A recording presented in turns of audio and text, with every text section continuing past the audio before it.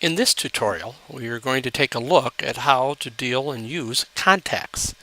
So you notice I am in my mail, and I'm going to go over to the left side where it says mail and has a little arrow next to it. I'm going to click on that, and I have other choices including contacts. Now you already have contacts in your mail of everyone within the domain, but if you wanted to add parents or other people outside the domain, you can add contacts by just clicking on New Contact and then entering the details, the email, the phone address, and then hitting Add. Don't forget up here, first of all, to add their name. Now another thing you can do with contacts, though, is to go back and make a group.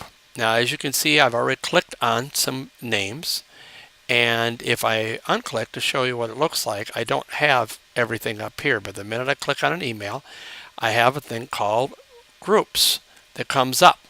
So I can click on it and I can create a new group and put them in my group. Now this is different than the groups that are up here. The groups that are up here is a global group, and everyone in that group could use that globally as a distribution list.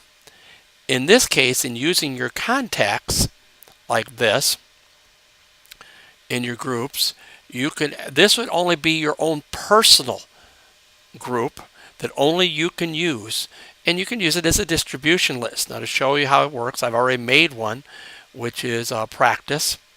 And so what I will do now is I'm going to go back to mail by clicking on contacts. Now I'm going back to mail.